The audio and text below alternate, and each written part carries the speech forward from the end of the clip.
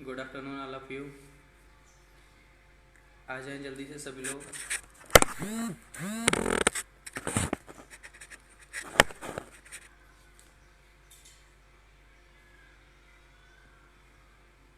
जल्दी जल्दी सभी लोग आ जाएं।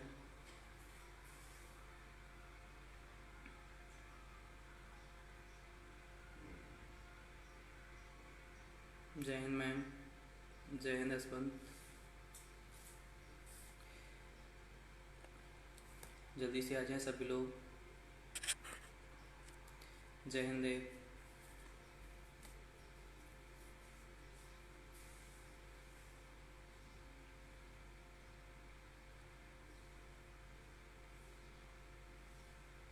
गुड आफ्टरनून सत्यम।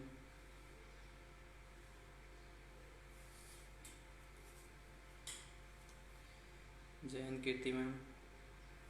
हम साइंस का सेशन लेकर आ गए हैं। साइंस का सेशन लेकर आ गए हम। जय हिंद सोनल मैम। ठीक है, आज का सेशन है हमारा ह्यूमन डिसीज, मानव रोग के ऊपर जनरल क्वेश्चंस रहेंगे आज।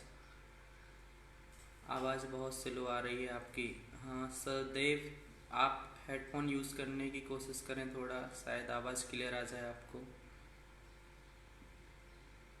जय हिंद दिव्या मैम। श्रद्धा जी जय हिंद। जय हिंद खुशबू मैम। है ना, मैं लाउडली बोलने की कोशिश कर रहा हूँ, हेडफोन यूज़ करें, आवाज़ क्लियर आ सकेगी आप लोगों को। है ना, सेकंड सेशन साइंस का लेकर आ गए हैं। मैं फिर से बता देना चाहता हूँ, सुबह 10 से 11 जो मैथ पैडो लगता था वो अभी बंद हो गया है, कोर्स कंप्लीट। 11 से 12 वर्ग 3 का सेशन चल रहा है, 11 से 12 हिंदी। और सेकंड सेशन स्टार्ट हुआ है। जय हिंद अपर्णा मैम, सदब जी, आदर्श जी मैं लाउडली बोलने की कोशिश करूँगा। आदर्श, राखी जी जय हिंद। 12 से 12:30 सेशन स्टार्ट हुआ है, जिसमें लूसेंट मिसलेनियस पढ़ा रहा हूँ मैं। ठीक है, पार्लियामेंट कंप्लीट हो गया है, 3 टॉपिक हमारे उसमें कंप्लीट हो गए हैं। ठीक है, समाचार एजेंसियाँ वगैरह सब कुछ। अब बड़े टॉपिक हम उसमें स्टार्ट करेंगे। इसके बाद में 1 से 2 विकास जैन यानी मैं साइंस का सेशन, और जिसमें बायोलॉजी, केमिस्ट्री, बॉटनी और साइंस एंड टेक। 2 से 3 फिजिक्स विवेक सर, 3 से 4 ब्रजेन सर पॉलिटी। और आज से ही स्टार्ट कर रहे हैं विमल सर 5 से 6 विमल सर ज्योग्राफी स्टार्ट कर रहे हैं। ठीक है, और जिसके भी सेशन मेरे साइंस के यदि छूट गए हैं तो यूट्यूब में जाके वहाँ से सेशन 1 से लेकर डले हुए हैं, टॉपिक वाइज MCQ सब कुछ, वो वहाँ पे देख सकते हैं। Good afternoon sir. Good afternoon Swati. Siya ji मैं लाउडली बोलने की कोशिश करूँगा, है ना, आवाज़ आ जाएगी आप लोगों को, हेडफोन यूज़ करें। जी मैं लाउडली बोलने की कोशिश करूँगा, थोड़ा हो सकता है नेटवर्क इशू। सेशन स्टार्ट करते हैं हम। आज का हमारा टॉपिक है ह्यूमन डिसीज़। हमारा टॉपिक है ह्यूमन डिसीज़, मानव रोग ह्यूमन डिसीज़ आज का टॉपिक है। नेक्स्ट क्वेश्चन, पहला क्वेश्चन हम स्टार्ट करते हैं, साथ में समझाते चलेंगे। पहले मैं बता दूं, आज जनरल बात करेंगे हम डिसीज़ के ऊपर। डिसीज़ क्या होती है पहले ये चीज़ समझ लें। हमारी बॉडी में क्या होते हैं, डिसीज़ क्या होती हैं। डिसीज़ को अगर जाने तो 2 टाइप से देखें। कुछ डिसीज़ ऐसी होती हैं जो आपकी जन्मजात होती हैं, और कुछ ऐसी होती हैं जो उपार्जित होती हैं। जन्मजात मतलब आनुवांशिक और गैर आनुवांशिक होंगी, और कुछ उपार्जित मतलब संक्रामक और असंक्रामक, है ना, infectious and non infectious disease होती हैं। ठीक है, मैं और लाउडली बोलने की कोशिश कर रहा हूँ। ठीक है, आवाज़। जो संक्रामक इन्फेक्शियस डिसीज होती हैं उसके अंदर आता है आपका बैक्टीरिया, वायरस, प्रोटोजोआ, फंसी, है ना, ये सारी चीज़ें आपकी आती हैं उसी के अंतर्गत, इन्फेक्शियस के अंतर्गत। और नॉन इन्फेक्शियस जो होती हैं उसमें आती हैं इन्फीरियोरिटी डिसीजेस आती हैं, आपकी हीनताजन्य रोग आते हैं। ठीक है, ये सारी चीज़ें। और जो न्यूट्रिएंट्स की वजह से, कमी की वजह से रोग होते हैं, वो भी आपके असंक्रामक के अंतर्गत आते हैं। यदि आप खाना नहीं खाएंगे तो आप दुबले पतले होंगे, वीक होंगे, सामने वाला नहीं होगा, ये असंक्रामक के अंतर्गत ही आएगा, उसी के रिलेटेड रहेगा। ये आपकी डिसीज़ होती हैं। ठीक है। आज हम डिसीज में सिर्फ जनरल बात करेंगे, जनरल क्वेश्चंस रहेंगे डिसीज को लेके, ठीक है। इसके बाद में फिर हमारा टॉपिक बैक्टीरिया, वायरस, एक एक करके फिर हम इसको एक एक करके समझेंगे, ठीक है। वीडियो नहीं चल रहा सियाज जी, वीडियो तो चल रहा है, आपके हो सकता है नेटवर्क इशू। शिवांगी जी गुड आफ्टरनून। बढ़ते हैं पहले क्वेश्चन की तरफ। पहला क्वेश्चन है, इनमें से किसकी कमी से एनीमिया रोग होता है। जनरल क्वेश्चंस लेकर चलेंगे, जो नॉर्मल से क्वेश्चन होते हैं, सभी एग्जाम्स में आते हैं वैसे। इनमें से किसकी कमी से एनीमिया रोग होता है। ऑप्शन दे रहा हूं मैं, कैल्शियम, आयोडीन, जस्ता या लोहा, जिसको लोहा को आयरन भी बोलते हैं।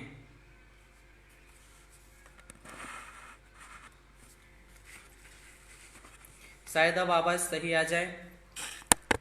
आवाज सही आ रही है मेरी, क्लियर आवाज आ रही है, बताएं जी, बताएं।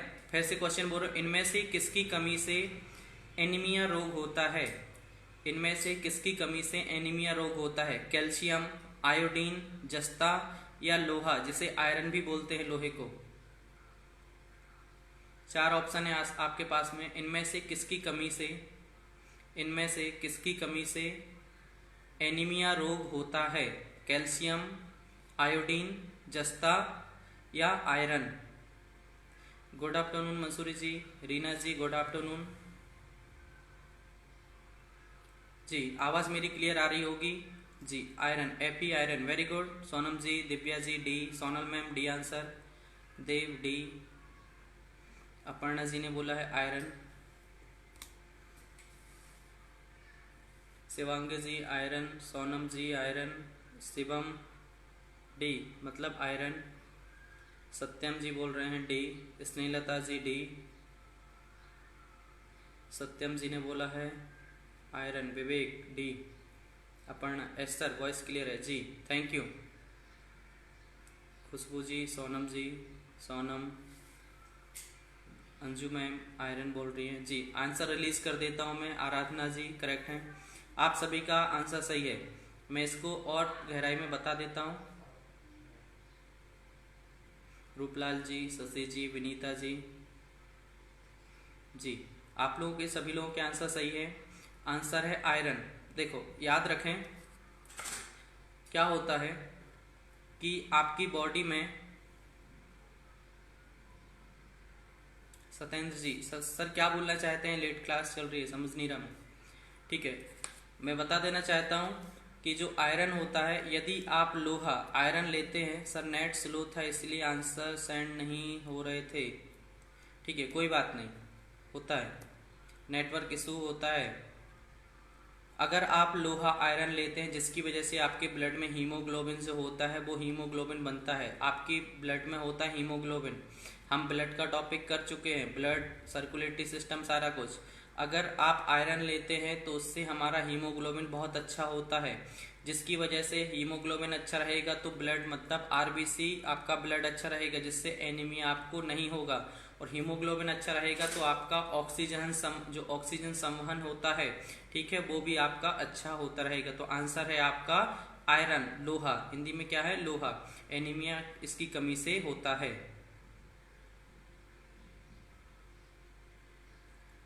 जी। बढ़ते हैं नेक्स्ट क्वेश्चन की तरफ। टाइफाइड से शरीर का कौन सा अंग प्रभावित होता है। ठीक है, टाइफाइड से शरीर का कौन सा अंग प्रभावित होता है। टाइफाइड से शरीर का कौन सा अंग प्रभावित होता है। मैं ऑप्शन दे रहा हूं आप लोगों को, आमाशय, आंत, मस्तिष्क या अग्नाशय। आमाशय जिसको स्टमक बोलते हैं, आंत इंटेस्टाइन बोलते हैं, ठीक है, मस्तिष्क ब्रेन, अग्नाशय जिसको पेनक्रियास बोलते हैं। फिर से बोल रहा हूं, टाइफाइड फीवर में बॉडीज का कौन सा ऑर्गन अफेक्टेड होता है, शरीर का कौन सा अंग प्रभावित होता है। आमाशय, आंत, मस्तिष्क या अग्नाशय। ठीक है, मैंने लीवर ऑप्शन ही नहीं दिया है विवेक, है ना, इंग्लिश में बोल रहा हूं, stomach, intestine, brain and pancreas. Aparna ji बोल रही हैं B, intestine.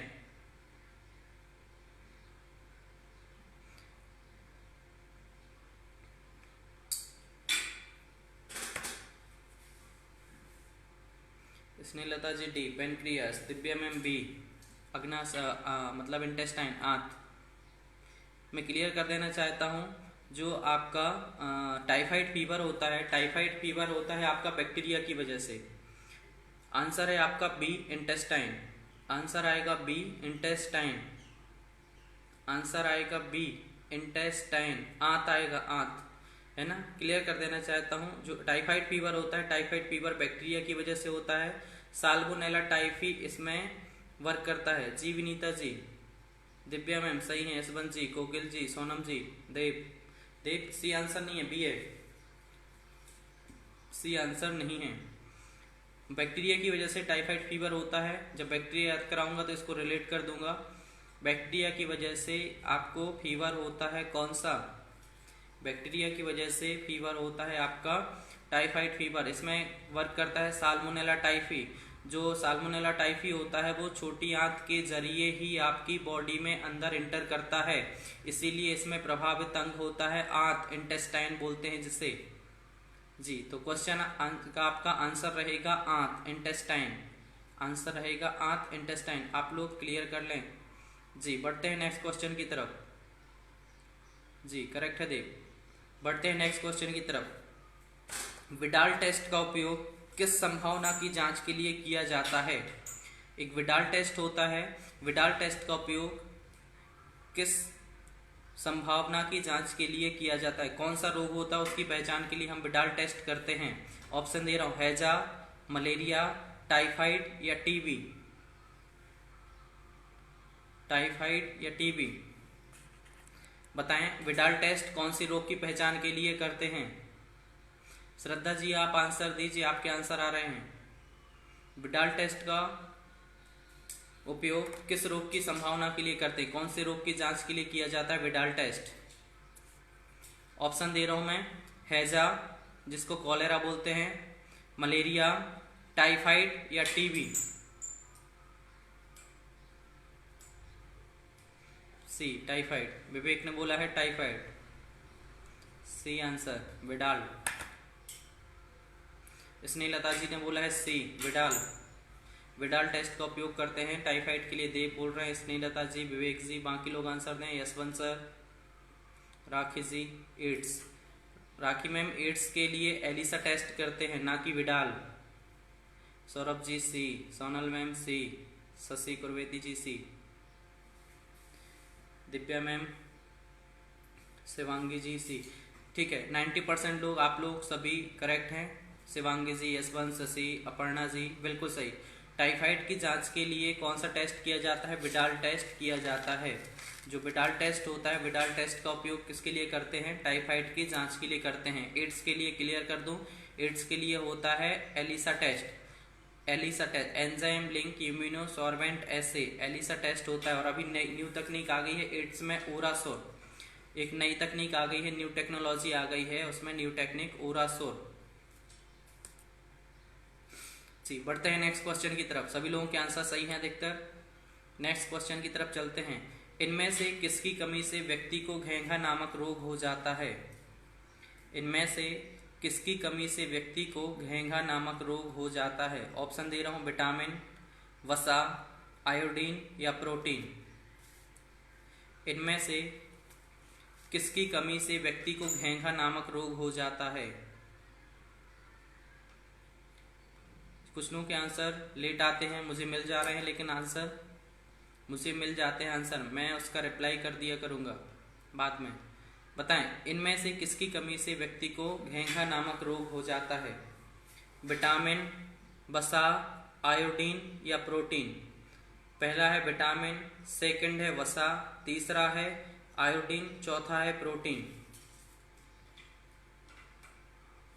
Shivam, Yashwant, Anju ma'am, विवेक जी आयोडीन बोल रहे हैं। स्नेहलता जी भी आयोडीन बोल रही हैं। ठीक है, दिव्या मैम आयोडीन। सजल, घेंघा मतलब होता है goitre, Sajal goitre, goitre disease होता है। Kokil ma'am iodine. Shivangi ji C मतलब iodine. Rakesh ji iodine, Vivek ji iodine, Dev, Shraddha ma'am iodine, Aparna ma'am iodine, Sonam ji iodine, Aradhana ma'am iodine, Vinita ji C मतलब आयोडीन। जी। Satyam ji C iodine. Sonal ma'am iodine. Aradhana ji iodine की कमी से। शशि जी आयोडीन, आयोडीन की कमी से। ठीक है, मैं आंसर रिलीज कर देता हूँ। सभी लोगों के आंसर सही हैं। दिव्या मैम, अपर्णा जी, सोनल जी, शिवांगी मैम, शशि जी, सत्यम, यशवंत, शशि, सभी लोगों के आंसर सही हैं। पूजा जी, जी पूजा मैम आयोडीन करेक्ट हैं आप, है ना, आंसर है आयोडीन। आदर्श जी, मेरे आंसर आपके पास नहीं आ रहे हैं क्या? आदर्श सर, आपके आंसर आ रहे हैं मुझे, आप आंसर दीजिए सर, आंसर आपके आ रहे हैं। मैं बता देता हूँ, जो गॉइटर होता है घेंगा, वो आयोडीन की कमी से होता है। कैसे होता है मैं क्लियर कर देना चाहता हूँ आप लोगों को, क्योंकि ग्लैंड्स में समझा चुका हूँ। जब आपकी जो थायराइड ग्लैंड्स होती है, जो आपके गले में लोकेटेड होती है, मतलब कहाँ पे, थ्रोट में लोकेट होती है, लोकेटेड कौन सी, थायराइड ग्लैंड्स, उससे एक हार्मोन्स निकलता है थायरोक्सिन और ट्राईआयोडोथायरोक्सिन। उसमें आयोडीन की जो कंटेंट्स होती है, क्वांटिटी, वो एक्सेसिव क्वांटिटीज होती है, सबसे अधिक मात्रा होती है। Good afternoon Ram sir. तो अगर वो कम हो जाए या आपकी बॉडी में आयोडीन की मात्रा कम हो जाए तो आपको घेंघा या गॉइटर बोलते हैं जिसको, वो रोग हो जाता है। तो आंसर हो जाएगा आपका घेंघा। सी ऑप्शन सही है। ठीक है, 99% क्या 100% सभी लोगों ने सही आंसर दिए हैं। आप लोगों ने सभी का आंसर सही है। आंसर है आयोडीन, सी ऑप्शन सही है जी। सभी लोगों का आंसर सही है। बढ़ते हैं नेक्स्ट क्वेश्चन की तरफ। सभी लोगों का आंसर करेक्ट है जी, बताएंगे। शरीर में इनमें से किसकी अधिकता से हृदयघात, जिसको हार्ट अटैक बोलते हैं, होता है? मैं ऑप्शन दे रहा हूं। इन 4 ऑप्शन में से आपको बताना है कि किसकी अधिकता से हार्ट अटैक, हिंदी में हृदयघात बोलते हैं, होता है। रक्त शर्करा, जिसको ब्लड शुगर बोलते हैं, रक्त यूरिया, ब्लड यूरिया, कोलेस्ट्रॉल या रक्त प्रोटीन। सुरेंद्र जी आप आंसर कीजिए, आपके आंसर आएंगे मुझे, आएंगे। नेटवर्क इशू हो सकता है इसलिए लेट आए, बट आपके आंसर आएंगे मुझे। अभी तक नहीं आए सुरेंद्र सर जी, बताएं। हार्ट अटैक या हृदयघात किसकी अधिकता से होता है? मैं ऑप्शन दे रहा हूं आप लोगों को। रक्त शर्करा, रक्त यूरिया, कोलेस्ट्रॉल या रक्त प्रोटीन। पहला ऑप्शन रक्त शर्करा, ब्लड शुगर। दूसरा रक्त यूरिया, ब्लड यूरिया। तीसरा कोलेस्ट्रॉल और चौथा है आपका रक्त प्रोटीन। अंजू जी ने, राकेश जी बोल रहे हैं सी, यशवंत जी सी। तीसरा कोलेस्ट्रॉल, विवेक जी बोल रहे हैं कोलेस्ट्रॉल, दिव्या जी बोल रही हैं कोलेस्ट्रॉल, कीर्ति जी कोलेस्ट्रॉल बोल रहे हैं, कोकिल जी कोलेस्ट्रॉल, सत्यम जी सी, देव सर ने भी सी बोल रहा है कोलेस्ट्रॉल।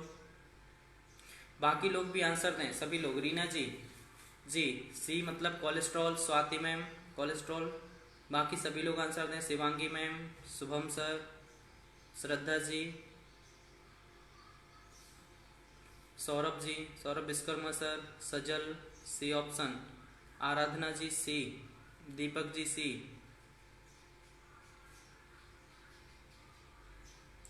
Aparna ma'am cholesterol.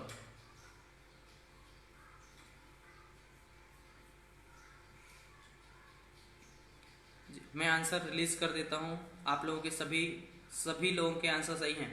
हमारे में क्या होता है, ह्यूमन बॉडीज में जब कोलेस्ट्रॉल की मात्रा बढ़ जाती है तो ब्लड जो होता है आपका, हार्ट अटैक होता है, ब्लड प्रेशर होता है जो आपका, वो इंक्रीज हो जाता है। ठीक है, जिससे कि हार्ट अटैक आने की चांसेस बढ़ जाते हैं। क्लियर कर देता हूं मैं आप लोगों को। आप लोग एक एग्जाम्पल से याद करें। कोलेस्ट्रॉल बढ़ने से क्या होता है, जो आपकी ब्लड वेसल्स होती है, ब्लड वेसल्स में क्या होता है, कोलेस्ट्रॉल बढ़ने से क्या होता है, वहां पे एक जिस तरीके से ब्लड फ्लो हो रहा है उस तरीके से ब्लड फ्लो नहीं होता है। आप एक एग्जांपल लें, जैसे आपके घर में पाइप होता है, पानी का पाइप, यदि आगे से आप उसको पकड़ के थोड़ा सा दबाते हैं, थोड़ा सा जगह रहता है तो प्रेशर से पानी आता है। इसी तरीके से क्या होता है हमारी बॉडी में, जो ब्लड वेसल्स होती हैं, रक्त नलिकाएं होती हैं, रक्त नलिकाओं में अंदर क्या होता है, कोलेस्ट्रॉल जम जाता है, जिसकी वजह से जो ब्लड प्रेशर है, जो ब्लड का फ्लो है, वो प्रॉपर तरीके से फ्लो नहीं हो पाता है। जब प्रॉपर तरीके से ब्लड फ्लो नहीं होता है तो उसकी कारण क्या होता है, उसके वही रीजन होता है जिसकी वजह से हार्ट अटैक आने के चांसेस ज्यादा होते हैं। तो आपका आंसर सही है, सभी लोगों का आंसर है सी। ठीक है, पूजा मैम, विनीता जी, शशि जी, यशवंत जी, ठीक है, शिवांगी, अपर्णा मैम, यशवंत, सभी लोगों के आंसर सही हैं। ठीक है, आंसर है आपका सी मतलब कोलेस्ट्रॉल। कोलेस्ट्रॉल की अधिकता से वजह से हृदयघात या हार्ट अटैक आने के चांसेस ज्यादा रहते हैं। वेरी गुड, सभी लोगों के आंसर सही हैं। बढ़ते हैं नेक्स्ट क्वेश्चन की तरफ। क्षय रोग जिसको टीबी बोलते हैं, क्षय रोग टीबी, ट्यूबरक्लोसिस बोलते हैं जिसको, तपेदिक भी बोलते हैं। ठीक है, टीबी मानव शरीर के किस भाग को प्रभावित करती है? मैंने बोला है आज ह्यूमन जो डिसीजेस होती हैं उसके जनरल क्वेश्चंस लेकर चलेंगे, जनरल बातें करेंगे, इसके बाद हम ह्यूमन डिसीज के टॉपिक बाय टॉपिक चलेंगे। आज की बात बताएं, जो टीबी होती है, तपेदिक या क्षय रोग बोलते हैं, मानव शरीर के किस भाग को, किस ऑर्गन को प्रभावित करती है? नंबर 1 फेफड़े, दूसरा यकृत, तीसरा वृक्क या चौथा आमाशय। पहला फेफड़े, दूसरा यकृत, तीसरा वृक्क, चौथा आमाशय। फेफड़े को लंग्स बोलते हैं, यकृत को लीवर, वृक्क को किडनी और आमाशय को बोलते हैं स्टमक। सजल, राखी, विवेक सर आंसर आने स्टार्ट हो गए हैं। मनीष जी, गुप्ता जी लंग्स बोल रहे हैं जी। आदर्श सर, सत्यम जी, कीर्ति मैम, यशवंत ए, देव जी लंग्स बोल रहे हैं। सत्यन जी भी लंग्स ए, फेफड़े, शुभम जी फेफड़े, रीना मैम फेफड़े बोल रही हैं, श्रद्धा जी फेफड़े, विवेक sir, Sonal ma'am, Divya ji, Kumar sir, श्रद्धा मैम जी, उपाध्याय जी, दिव्या, अंजू मैम, शशि मैम, आराधना मैम जी, देव सर। ठीक है, आंसर रिलीज कर देता हूं मैं। सिद्धार्थ सर बिल्कुल सही, सोनकर जी करेक्ट आंसर है। आंसर है आप लोगों का फेफड़े। जो टीबी होता है, तपेदिक होता है टीबी, ये बीमारी है बैक्टीरिया से होने वाली बीमारी है, तपेदिक बीमारी। इसके 4 नाम होते हैं, तपेदिक, टीबी, क्षय रोग, ठीक है, और एक और होता है राज्य क्षमा रोग। ठीक है, राज्य क्षमा, इसकी एक कहानी है।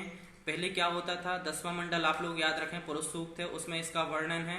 जिसको राज्य क्षमा होता था उसको राजा पुराने समय में होता था। रूपल जी, स्वाति मैम, सोनम जी, अपर्णा जी करेक्ट है आंसर आप लोगों का। शांति मैम जी, शांति मैम करेक्ट है। पूजा मैम सही आंसर। याद करना आप लोग, इसके 4 थे। राज्य क्षमा जी, शिवांगी जी सही है, राज्य क्षमा होता था। मतलब पुराने समय में, कहानी इसकी कैसे याद रखें आप लोग, पुराने समय में राजा महाराजा जिसको टीबी होता था उसको राज्य से बाहर कर देते थे, लेकिन उसके घर में यदि कोई प्रोग्राम होता था तो राजा कुछ दिन के लिए आने देता था, मतलब 1-2 दिन के लिए क्षमा कर देता था, इसलिए इसका नाम पड़ गया राज्य क्षमा। और जिसको तपेदिक टीबी होता है उसका शरीर तपा रहता है तो तपेदिक, उसका शरीर क्षय होता है, धीरे धीरे करके क्षय होता है तो क्षय रोग, और ट्यूबरक्लोसिस बैक्टीरिया की वजह से होता है, इसलिए इसका नाम है टीबी, ट्यूबरक्लोसिस। ठीक है, तो 4 नाम होते हैं टीबी के, टीबी, तपेदिक, क्षय रोग और राज्य क्षमा। ये 4 नाम आप लोग याद रखें। ये किसको प्रभावित, हमारी बॉडी में कौन सा ऑर्गन है जो अफेक्टेड होता है, वो है फेफड़े, लंग्स ही इसमें प्रभावित होते हैं। ठीक है, बढ़ते हैं नेक्स्ट क्वेश्चन की तरफ। नेक्स्ट क्वेश्चन की तरफ चलते हैं। ठीक है, बीसीजी का टीका किस रोग के विरोध में लगाया जाता है? जो बीसीजी का टीका होता है, बीसीजी की वैक्सीन होती है, वो किस डिसीज में लगाई जाती है? ऑप्शन दे रहा हूं आप लोगों को, पोलियो, खसरा जिसको मीजल्स बोलते हैं, हेपेटाइटिस या टीबी। बीसीजी का वैक्सीन किस रोग के लिए लगाया जाता है? पोलियो, खसरा, हेपेटाइटिस या टीबी?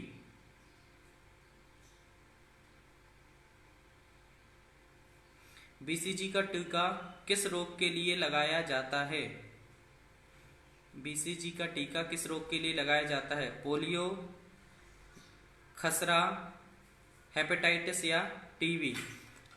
आंसर आना स्टार्ट हो चुके हैं। शुभम सर ने दे दिया आंसर, स्वाति मैम, यशवंत जी, देव जी, सत्येंद्र जी, विनीता मैम, सोनल मैम जी, राखी मैम ने दिया है डी। सभी लोगों ने अभी डी दिया है, मतलब टीबी के लिए बीसीजी का टीका लगाते हैं। सभी लोग आंसर दे रहे हैं। सौरभ सर, दिव्या मैम, निक्की जी, आदर्श जी, कोकिल मैम, अंजू मैम, सत्यम जी, मनीष सर बोल रहे हैं डी, सजल जी बोल रहे हैं डी, टीबी। अपर्णा मैम बोल रही हैं टीबी, श्रद्धा जी बोल रही हैं टीबी के लिए, सोनम जी टीबी के लिए बोल रही हैं। ठीक है, आंसर रिलीज कर देता हूँ। कीर्ति मैम सही हैं, आप लोगों के सभी के आंसर सही हैं। बीसीजी का टीका, जो बीसीजी का वैक्सीन होता है, वो लगाया जाता है टीबी के लिए। इसका फुल फॉर्म याद कर लें, कई बार फुल फॉर्म भी पूछ लिया जाता है।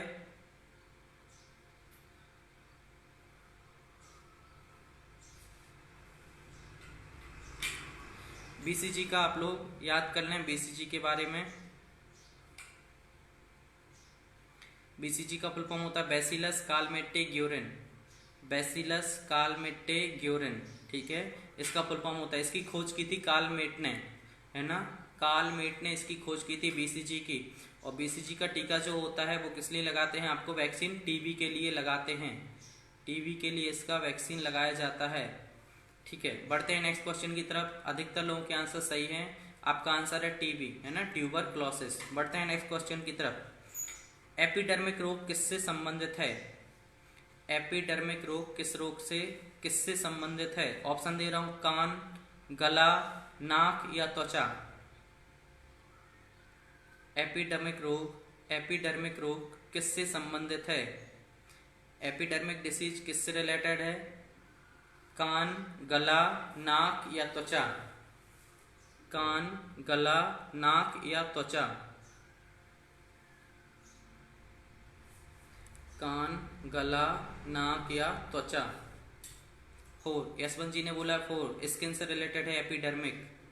राखी जी ने एपिडर्मिक स्किन बोला है, स्किन से रिलेटेड है। सोनल जी त्वचा, विनीता जी त्वचा, अंजू मैम डी, देव सर डी बोल रहे हैं, राखी मैम स्किन त्वचा बोल रही हैं, दीपक सर डी,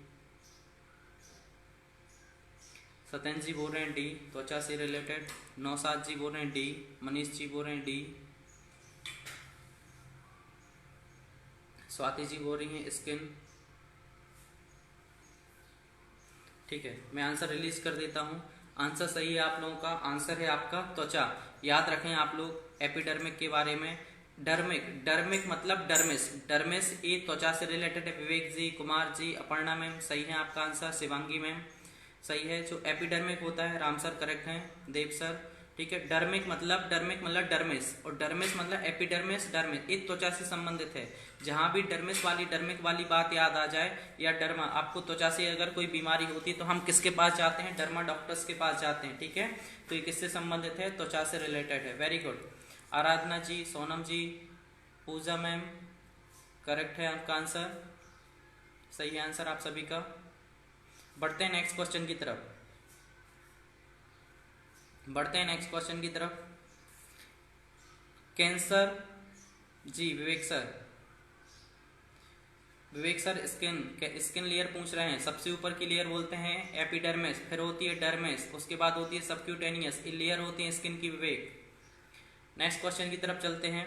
कैंसर अस्थि मज्जा के कौन से भाग को प्रभावित करता है? जो कैंसर यदि अस्थि मज्जा का कैंसर होता है तो कौन से भाग को प्रभावित करता है, अफेक्टेड करता है, वो पूछ रहा हूं मैं।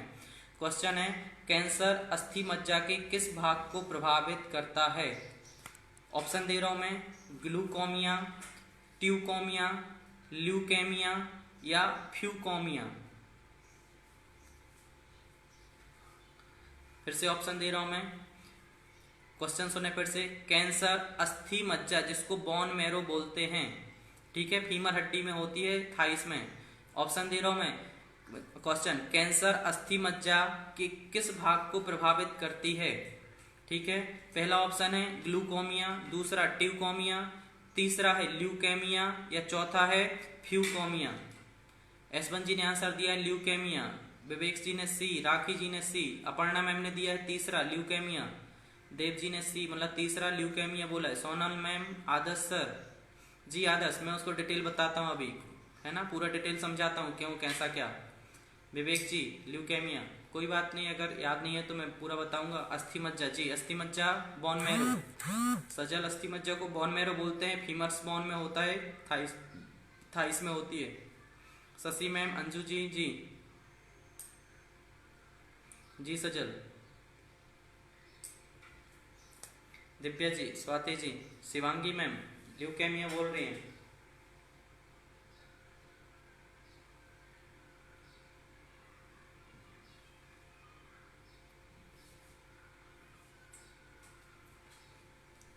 जी मैं क्लियर कर देना चाहता हूं, आप लोगों का आंसर सभी का सही है, आंसर है सी, आंसर है सी, आंसर सी, सी आंसर मतलब आपका ल्यूकेमिया। ठीक है, मैं बता देता हूं, जब आपके ब्लड में WBC का अनुपात एकाएक बढ़ने लगता है तब जाके आपको क्या होता है, ल्यूकेमिया मतलब ब्लड कैंसर होता है। अस्थि मज्जा में जो अफेक्टेड बोन मैरो में अफेक्ट करता है वो है आपका ल्यूकेमिया। ठीक है, आरबीसी और डब्ल्यूबीसी का अनुपात होता है 600:1। अगर इस अनुपात में डब्ल्यूबीसी का अनुपात बढ़ने लगता है तब जाके आपका क्या होता है, ल्यूकेमिया होता है, और ल्यूकेमिया में अनुपात डब्ल्यूबीसी का बढ़ता है। ठीक है, बढ़ते हैं नेक्स्ट क्वेश्चन की तरफ। सभी लोगों का आंसर सही है। ठीक है, 100% सभी लोगों का आंसर सही है, सभी लोगों ने सही आंसर दिया ल्यूकेमिया। ठीक है, और याद रखें जो ब्लड कैंसर के अलावा जो कैंसर होते हैं, जैसे हड्डी का कैंसर है तो सारकोमा कहलाता है, एक कैंसर होते हैं, मैं आप लोगों को आगे चल के बताऊंगा पूरा कौन सा कैंसर कहाँ पे क्या कहलाता है। ब्लड का कैंसर ल्यूकेमिया कहलाता है। ठीक है, ये सभी लोगों को पता है। बढ़ते हैं नेक्स्ट क्वेश्चन की तरफ। हमारी बॉडी में मतलब किस अंग के दोषपूर्ण कार्य करने से मधुमेह रोग हो जाता है। मधुमेह मतलब होता है डायबिटीज। हमारी बॉडीज में ऐसा कौन सा ऑर्गन है यदि वो प्रॉपर कार्य वर्क नहीं करता है जिसकी वजह से डायबिटीज हो जाती है। ठीक है, बढ़ते हैं नेक्स्ट क्वेश्चन की तरफ। हमारी बॉडी में कौन से ऑर्गन अगर प्रॉपर वर्क नहीं करता है तो मधुमेह डायबिटीज होती है। स्प्लीन जिसको तिल्ली बोलते हैं, अग्नाशय, वृक्क या फेफड़े। हाँ जी मैम, अपर्णा मैम बोल रही हैं डब्ल्यूबीसी की कमी हो जाती है तो क्या होता है। अपर्णा मैम मैं बता देता हूँ डब्ल्यूबीसी की कमी, डब्ल्यूबीसी में भी लिम्फोसाइट, मोनोसाइट, ठीक है, इयोसिनोफिल, बेसोफिल। अब उसमें पर्टिकुलर जिस चीज की भी कमी होती है वो फिर होता है, जैसे इयोसिनोफिल, बेसोफिल, न्यूट्रोफिल, उसमें चेक किया जाता है कि किस चीज की कमी है। उससे फिर आपको या तो बैक्टीरियल डिसीज होगी या पैरासिटिक डिसीज होगी या ब्लड से रिलेटेड प्रॉब्लम होगी। ठीक है, ये सब डिसीज होती हैं अगर डब्ल्यूबीसी की कमी होती है तो। देव जी फिर से सुने। अपर्णा मैम आप क्वेश्चन फिर से सुन लें। हमारी बॉडीज में किस अंग के दोषपूर्ण कार्य करने से मधुमेह जिसको डायबिटीज बोलते हैं रोग हो जाता है। तिल्ली, अग्नाशय जिसको पेनक्रियास बोलते हैं, वृक्क या फेफड़े। कौन सा अंग, कौन सा ऑर्गन प्रॉपर वर्क नहीं करता जिसकी वजह से डायबिटीज होती है। स्प्लीन, पेनक्रियास, किडनी या लंग्स। तिल्ली, अग्नाशय, वृक्क या फेफड़े। S1 जी ने आंसर दिया है पेनक्रियास जी। इंसुलिन बोला था पढ़ना मैम ने, इसलिए मैंने क्वेश्चन को फिर से रिपीट किया था। S1 सर बोल रहे हैं स्प्लीन, कोकिल मैम बोल रही पेनक्रियास, अग्नाशय, देव जी बोल रहे हैं अग्नाशय, सोनल मैम बी अग्नाशय, जी अपर्णा मैम पेनक्रियास अग्नाशय, आराधना जी, दिव्या जी। मैं आंसर रिलीज कर देता हूँ, आंसर आप लोगों का सही है, आंसर है आप लोगों का अग्नाशय। ठीक है, ये गहराई में बता चुका हूं मैं बहुत बार कि आपका अग्नाशय से ही आपका इंसुलिन रिलीज होता है, गहराई में है ना, इंसुलिन रिलीज होता है बीटा सेल से, बीटा कोशिका से। जो आपका क्या होता है अगर वो कम हो जाता है, प्रॉपर वर्क नहीं करता है अग्नाशय, तब आपको डायबिटीज होती है। जी करेक्ट है, सोनम जी, अंजू जी, मनीष जी, शिवांगी जी, कीर्ति मैम, सभी लोगों के आंसर करेक्ट हैं। अधिकतर लोग क्या, सभी लोगों ने आंसर सही दिए हैं। इंसुलिन मैं इसको बता चुका हूं डीपली। राम सर करेक्ट है आंसर।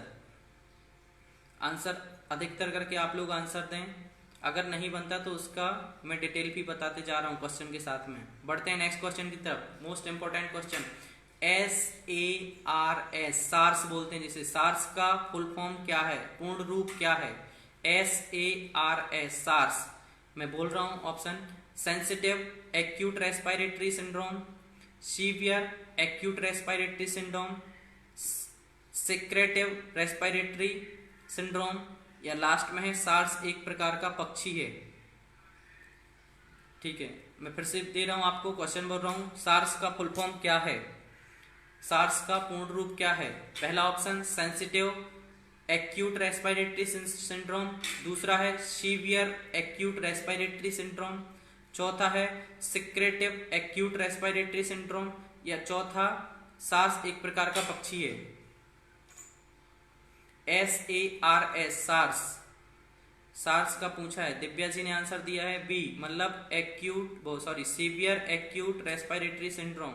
सजल दी ने दिया है बी, कोकिल मैम ने दिया है बी, देव जी बोल रहे हैं ए, सेंसिटिव एक्यूट, विवेक जी बोल रहे हैं B, severe acute respiratory syndrome.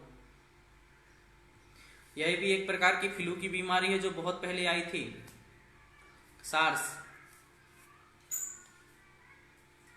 Aparna ji ने बोला है ए, अंजू जी ने बी, राखी जी जी कोई बात नहीं, मैं इसको पूरा बताऊंगा अभी, है ना, डिटेल भी बताऊंगा इसका, सार्स के बारे में।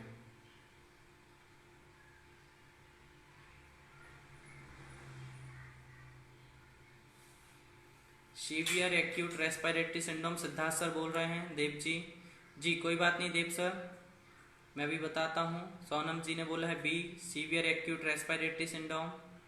सोनम ने बी बोला है, राम सर ने बोला है बी, यशवंत जी ने बी,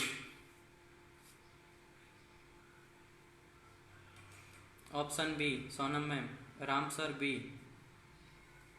जी मैं इसको रिलीज कर देता हूँ आंसर को। शिवांगी मैम सही हैं, आप सभी लोग सही हैं, आंसर है बी, ठीक है। SARS, सार्स का फुल फॉर्म होता है severe acute respiratory syndrome. SARS, SARS का फुल फॉर्म होता है सीवियर एक्यूट रेस्पिरेटरी सिंड्रोम, ये फुल फॉर्म है सार्स का, सीवियर एक्यूट रेस्पिरेटरी सिंड्रोम। ये भी क्या होती है, एक प्रकार के लिए ये पूरा का पूरा फ्लू की बीमारी थी, इन्फ्लुएंजा से रिलेटेड। ये जब क्या होता था हमारी बॉडी में, यदि ये भी सार्स जाता था तो हमारा जो सांस लेने की क्षमता है वो कम हो जाती थी, जिसकी वजह से दम घुटने से व्यक्ति की मौत होती थी। आतंकवादी इसका यूज करते थे, बहुत पहले आई थी सार्स, जैसे आज कोरोना चल रहा है, ठीक है। इसके लिए आगे चल के वैक्सीन बनाई गई थी, फ्लू से रिलेटेड था, तो वैक्सीन का नाम था टेमी फ्लू, इसका नाम था। जो इसकी वैक्सीन आई थी, इस वैक्सीन का नाम था टेमी फ्लू, है ना, इसके लिए वैक्सीन बना दी गई थी और उस वैक्सीन का नाम था टेमी फ्लू। ये आपका पूरा है, तो सार्स का आंसर आप लोगों का सही है बी, अधिकतर लोगों का। और सार्स का फुल फॉर्म होता है सीवियर एक्यूट रेस्पिरेटरी, रेस्पिरेटरी मतलब श्वसन, ठीक है, श्वसन से संबंधित रेस्पिरेटरी सिंड्रोम, ठीक है। बढ़ते हैं नेक्स्ट क्वेश्चन की तरफ। एथलीट फुट रोग किससे होता है? जो एथलीट फुट होता है वो डिसीज किससे होती है? कौन सा इसमें वर्क होता है, कौन सा? फंगस से, बैक्टीरिया से, वायरस से या प्रोटोजोआ से? हाँ सुरेंद्र, आपके अभी एक भी आंसर नहीं आया मुझे, नेटवर्क इशू की वजह से हो सकता है कि आंसर ना आए अभी, है ना, कुछ लोगों के नेटवर्क इशू की वजह से आंसर नहीं आते हैं, बट आंसर दें सभी लोग। बताएं एथलीट फुट किससे होता है? फंगस से, बैक्टीरिया से, वायरस से या प्रोटोजोआ से? अपर्णा मैम ने आंसर दिया फंगस, यशवंत ने दिया है ए मतलब फंगस।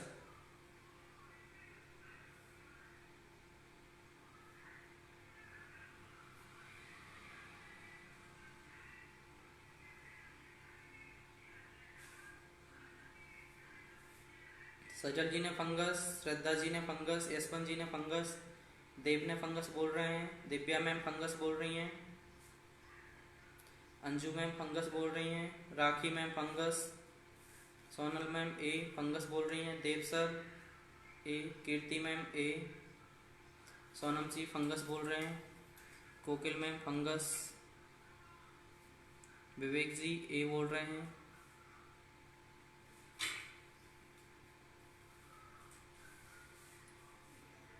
राम सर ए बोल रहे हैं, ठीक है। आंसर मैं रिलीज कर देता हूँ, आंसर रिलीज कर देता हूँ। एथलीट फुट जो होता है, एथलीट फुट आपकी बीमारी है फंगस से रिलेटेड है, एथलीट फुट इसको फंगस से रिलेटेड डिसीज है, ठीक है। टीनिया पेडिस, वेरी गुड सजल, वेरी गुड सजल, फंगस से। शिवांगी जी जरूर, फंगस से एथलीट फुट होता है। मैं इसको डिटेल बता देता हूँ फंगस का, टीनिया ट्राइकोफाइटिन टीनिया पेडिस, ठीक है। टीना मैंने बताया था टीनिया पेडिस से होती है, फंगस से बीमारी है।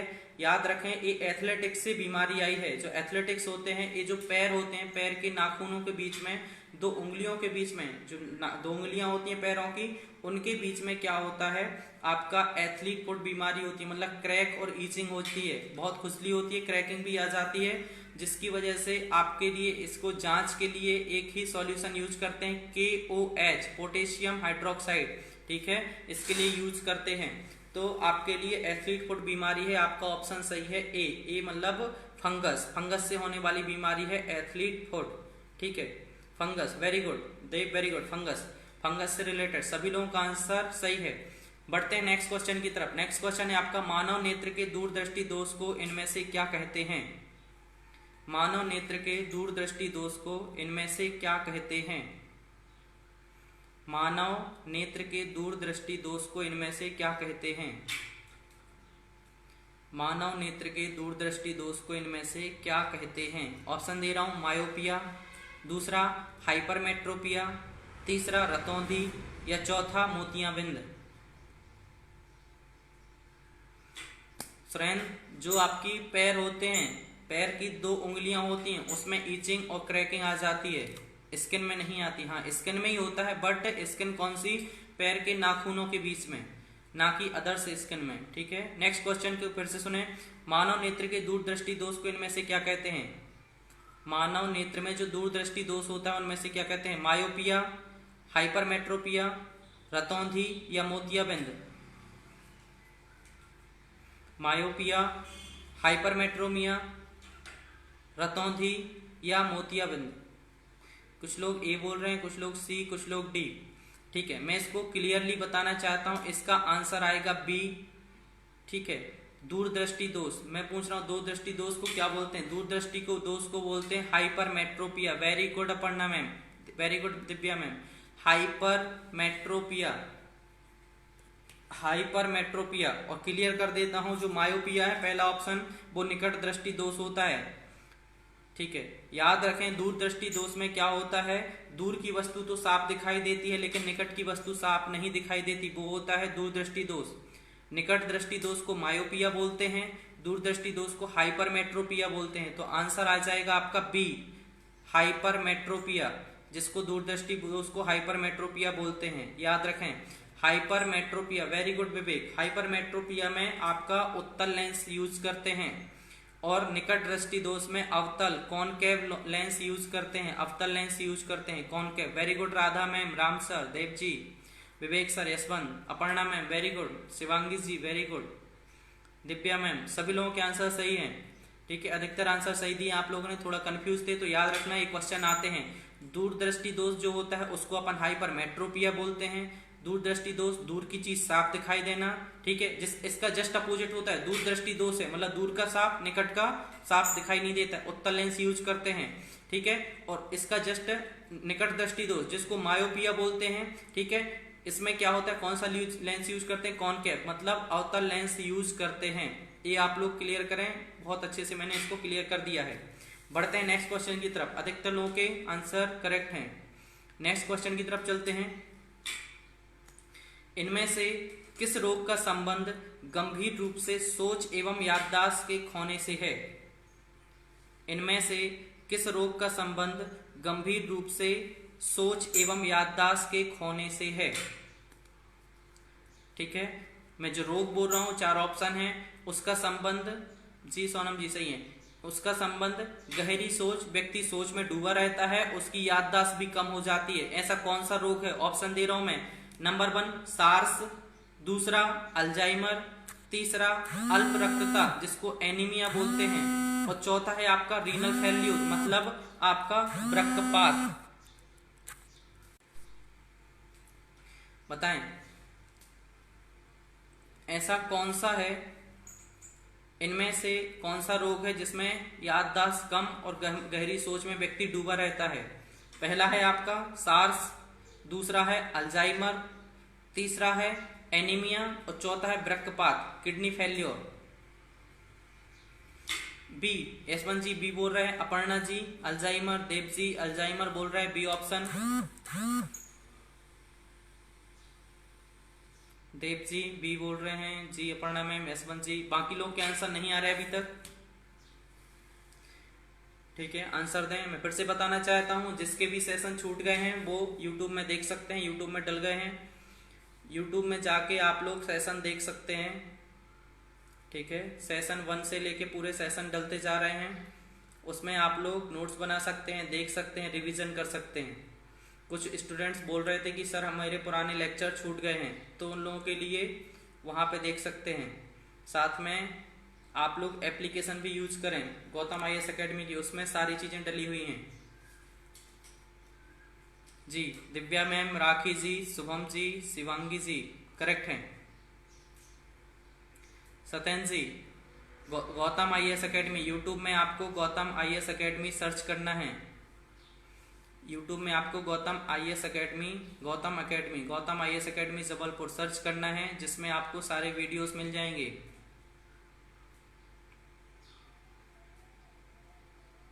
स्नेहलता जी अभी पर्यावरण की क्लासेस नहीं लग रही हैं, लाइव अभी इन्वायरमेंट की क्लासेस नहीं कर, वो भी हम जल्दी चालू करेंगे मैम, इन्वायरमेंट से रिलेटेड भी हम चालू करेंगे।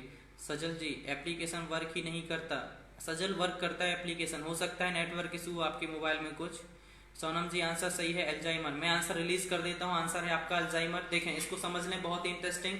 देखो अधिकतर क्या होता है अल्जाइमर, यंग एज में भी हो जाता है अल्जाइमर।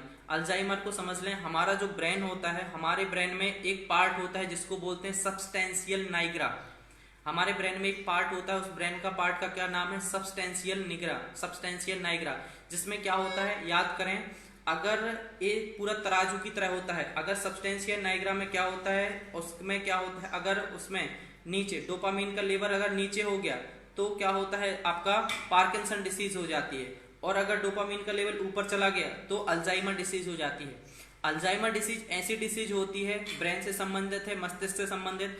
इसमें व्यक्ति को गहरी सोच में डूबा रहता है, गहरी सोच में डूबेगा, और उसकी याददाश्त भी कम, मतलब जो चीज नहीं सोचनी चाहिए, यदि वो स्टडी से रिलेटेड, घर से रिलेटेड किसी भी चीज को सोचेगा तो बस वो सोचता रह जाता है, ठीक है, वो डिसीज होती है अल्जाइमर। ये मस्तिष्क से संबंधित है। कौन से पार्ट में होती है, मस्तिष्क में एक पार्ट होता है जिसका नाम है सबस्टेंशियल नाइग्रा। आप लोगों का आंसर सही है, आंसर है आपका बी अल्जाइमर।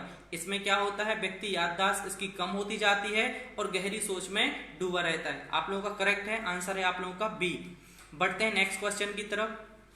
नेक्स्ट क्वेश्चन है आपका, ठीक है, बर्ड फ्लू विषाणु का नाम, ठीक है, जो बर्ड फ्लू बीमारी है इसको एवियन इन्फ्लुएंजा भी बोलते थे। बर्ड फ्लू जो आई है उसमें कौन सा विषाणु वर्क करता है, उस विषाणु का नाम बताना है, ठीक है। H5N1 पहला ऑप्शन है आपका H5N1, दूसरा है आपका H1N1, तीसरा है आपका N5H5 और चौथा है आपका N1H2।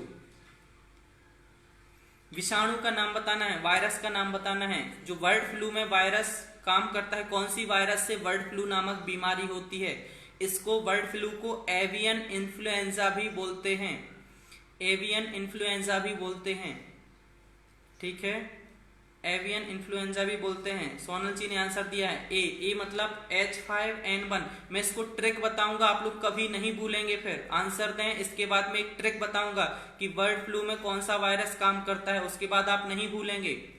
मैं इसको डिटेल समझाऊंगा, एक ट्रिक बताऊंगा, एक बहुत अच्छी फनी ट्रिक है, उससे आप भूलेंगे भी नहीं। कुछ लोग H5, अपर्णा मैम बोल रही है H5N1, ठीक है सर। भ्रूण अवस्था में भ्रूण को न्यूट्रिशन प्लेसेंटा के माध्यम से मिलता है जी। कोकिल मैम H1N1 सेकंड बोल रही है। S1 जी ने बोला H5N1, देव जी H5N1, विवेक जी ने H5N1 बोला है। सजल जी, कोकिल मैम करेक्ट है। मैं आंसर रिलीज कर देता हूँ, आंसर है ए H5N1, ठीक है। अधिकतर लोगों का क्या, सभी लोगों का आंसर सही है, आंसर है ए H5N1, आंसर है ए H5N1, ठीक है। H5N1 है आपका आंसर। कुछ लोग के आंसर लेट आ रहे हैं बट मुझे मिल रहे हैं आंसर। आंसर है आपका H5N1, ठीक है। इसको याद रखें, बर्ड फ्लू, ठीक है, मुर्गियों से बीमारी होती थी बर्ड फ्लू, याद रखें। कौन सी मुर्गी, मुर्गी को इंग्लिश में बोलते हैं हैन, HEN, हैन, तो H और N रहेगा, ना कि NH आएगा, ठीक है, H और N रहेगा। याद रखना 51 नंबर की मुर्गी को बर्ड फ्लू हुआ था, किसको, 51 नंबर। तो हैन HEN हैन होता है, H के आगे 5 और N के आगे 1, तो H5N1। याद रखना 51 नंबर की मुर्गी, मुर्गी मतलब हैन, तो H के आगे 5 लिख दो, N के आगे 1 लिख दो, तो H5 और N1। इसमें वायरस का नाम क्या है, H5N1।